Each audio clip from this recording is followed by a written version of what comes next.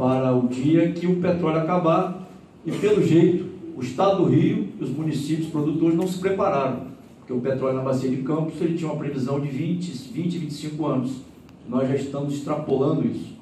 Segundo, dizer que por mais que o mundo todo procure fontes alternativas de energia, fontes mais limpas, o petróleo ainda vai ser, por muitos e muitos anos, a principal matriz energética do mundo. E o exemplo da Argentina, ele cai muito bem nesse momento. Sabe por quê? Porque a Argentina vendeu tudo. A Argentina vendeu todo o seu petróleo. Por isso que ela hoje está correndo atrás. Vendeu tudo para a empresa espanhola, a Repsol, que sugou o petróleo, não deixou pedra sobre pedra lá, e hoje eles passam a perrengue que estão passando lá. Então que sirva de exemplo para o Brasil, porque nós estamos caminhando para o mesmo rumo da Argentina. E não tem como a gente fazer uma discussão dessas sem analisar o que nos levou a essa situação. Primeiro, houve uma brutal queda no preço do barril do petróleo. O barril do petróleo despencou de 140 para 27 dólares, o que obrigou a todas as grandes operadoras do mundo a rever os seus investimentos. Aliado a isso, aqui no nosso país, de uma maneira pensada, bem arquitetada, houve uma campanha orquestrada para desmoralizar a maior empresa desse país, que foi a Petrobras, que foi através da Operação Lava Jato. E que agora, todos aqueles que bateram panela, que botaram camisa da seleção, que foram atrás do pato da Fiesp, estão vendo o estrago que foi feito na indústria brasileira através do desmonte da Petrobras. A Petrobras hoje, sem dúvida nenhuma, em afirmar, ela é a única empresa nesse país que tem condições de fazer a roda da economia voltar a girar. Agora, para isso, ela tem que voltar a investir. Porque quando eu vejo ali, né, o prefeito colocar as decisões do CNPE, o CNPE, ele é o Conselho Nacional de Política Energética, é o mesmo CNPE que está querendo entregar o nosso pré-sal para as multinacionais. Já criou um projeto, uma legislação para leilões plurianuais. Só esse ano nós vamos ter 4 leilões de pré-sal no nosso país. O CNPE é o mesmo CNPE que está acabando com o parque de refino no país. Acabando com o parque de refino. Hoje, as refinarias da Petrobras, elas estão produzindo a 65%, 70%, e nós estamos importando petróleo estamos importando derivado lá de fora. Né? Hoje nós saímos de 50 grandes importadoras de derivado para mais de 200 importadoras de derivado.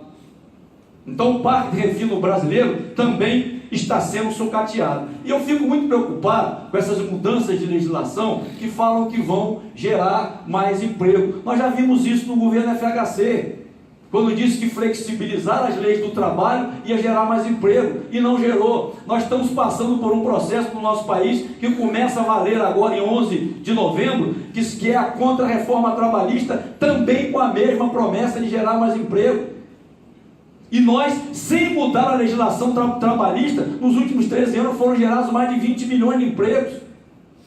Então, a gente tem que ter muito cuidado com isso. E vou aqui, para caminhar para o final da minha fala, dizer que, lamentavelmente, prefeito Aloysio, o senhor trouxe aqui o senhor José Serra, que foi quem mudou a lei da partilha. O senhor estava no plenário da Câmara dos Deputados, que eu também estava, brigando para impedir a mudança da lei da partilha, e o senhor dando apoio.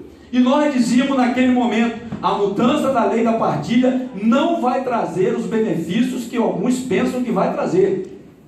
O fato concreto é que desdenharam do pré-sal, e hoje o senhor Pedro Parente, que é o presidente da Petrobras, ele tem que explicar por que ele esconde o pré-sal nas suas falas. O senhor mesmo mostrou ali, prefeito, a Petrobras produz 1.300.000 barris de petróleo no pós-sal. Ou seja, se não fosse o pré-sal, a Petrobras não existiria mais. Seria uma empresa qualquer. Então nós, através da mudança da lei da partilha, nós vamos sim padecer da doença holandesa, porque acabou a política de conteúdo local, porque todas as nossas grandes construtoras estão falidas, todas elas, por conta eu diria, da irresponsabilidade no sentido da Operação Lava Jato, que tinha que penalizar o CPF e não o CNPJ, porque quando penaliza o CNPJ, você vai lá e ceifa os empregos. Tinha que ser feito um acordo de leniência com todas as empresas que estavam envolvidas para poder preservar, como por exemplo na Alemanha foi feito com a Volkswagen. Ninguém viu o governo alemão, a imprensa alemã bater na Volkswagen naquele escândalo da emissão de poluentes. Eles preservaram a empresa e puniram aqueles que estavam errados. Então hoje, lamentavelmente, nós estamos passando por esse momento, e as empresas que vêm para o Brasil e vão explorar no pré-sal, elas vão pegar o nosso petróleo, vão levar lá para fora e vão gerar emprego lá fora. Para fechar, as plataformas que seriam construídas aqui para gerar emprego para o nosso povo, né, que iam operar no pré-sal, elas vão ser construídas em Singapura, na Coreia do Norte, nos Estados Unidos, porque as nossas grandes operadoras estão efetivamente quebradas. Só tem um caminho para a Bacia de Campos se revitalizar: é a Petrobras voltar a investir, porque melhor do que ninguém ela sabe fazer, e já deu provas disso. Muito obrigado. E aí, ao mesmo tempo em que a Petrobras, mesmo com aquela alteração da lei em 1997, que quebrou o monopólio, deu oportunidade a várias empresas do Brasil virem produzir petróleo no Brasil, e hoje, quase 20 anos depois, a grande produtora de petróleo no Brasil é a Petrobras, com 95%. O tal Pedro Parente, que o Aloysio se reuniu com ele, o prefeito Aloysio se reuniu com ele e citou alguns casos, Pedro Parente, ele entregou um campo do pré-sal, o campo de Carcará, a um preço de banana para a Statoil, para receber a metade agora, a outra metade quando começar a produzir. Primeiro presidente de uma companhia que eu vejo que não gosta de petróleo. Campo de Carcará, onde os estudiosos apontaram que a maior coluna de óleo de um campo de petróleo já encontrado pela Petrobras no Brasil era o campo de Carcará. E aí deu de bandeja, deu de presente para a Statoil. A Shell aumentou seu endividamento, o EBITDA lá, que é a relação endividamento-receita, de 1,4 para 2,5. E o Pedro Parente, da cabeça dele, quer diminuir o endividamento da Petrobras para esse ano agora para 2,5, abrindo mão de campos do pré-sal. E aí o detalhe é que a Petrobras, que esses campos, esse campo específico, esse endividamento da Shell, ele veio por causa do pré-sal. Então, Pedro Parente não tem credibilidade nenhuma para falar. Os interesses dele são totalmente exclusos. Eu falo isso aqui sem medo. Nós abrimos uma representação no Ministério Público Federal em relação a isso. Tivemos audiência semana passada. A esposa dele é a presidenta do Conselho Prada Investimentos, uma consultoria onde os 20 maiores empresários do Brasil têm prestação de serviço nessa consultoria. Então, para mim, Pedro Parente não é referência de nada. E é interessante a gente colocar isso com esse dado da Shell, porque salta aos olhos. A Shell aumenta seu endividamento para vir para o pré-sal brasileiro. E aí, o Zé Maria foi muito feliz quando ele fala que não fala nada de pré-sal.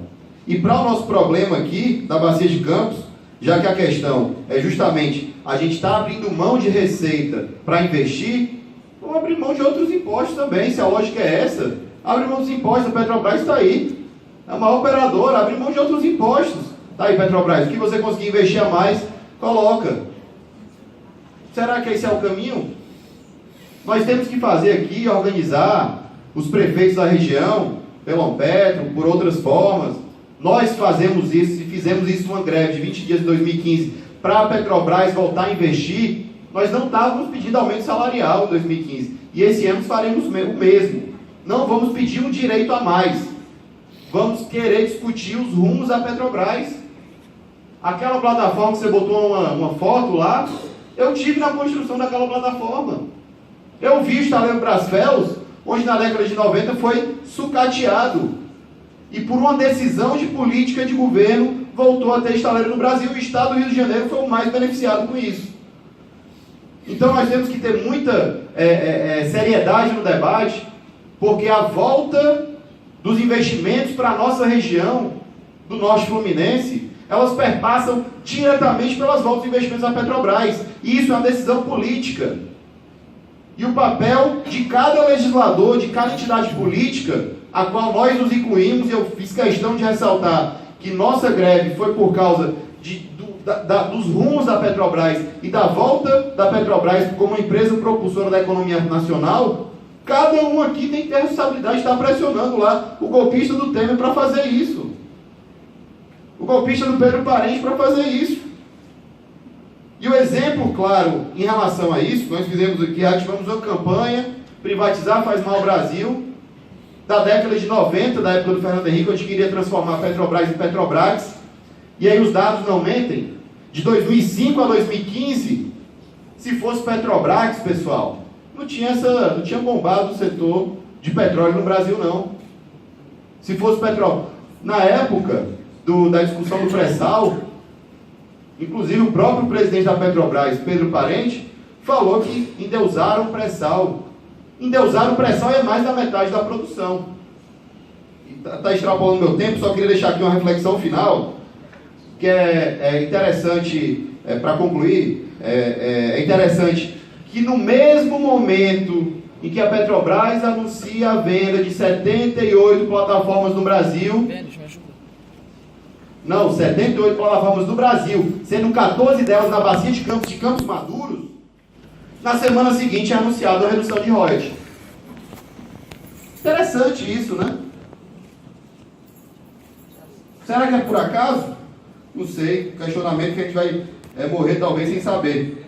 Então, o que eu queria trazer aqui eram essas ponderações, essas reflexões, porque na nossa visão, notoriamente, o que tem que ser feito por essa casa, por essas prefeituras da região, é uma briga para que a Petrobras volte a investir. Porque não vemos essa saída de que menos royalties vão gerar mais empregos. Obrigado.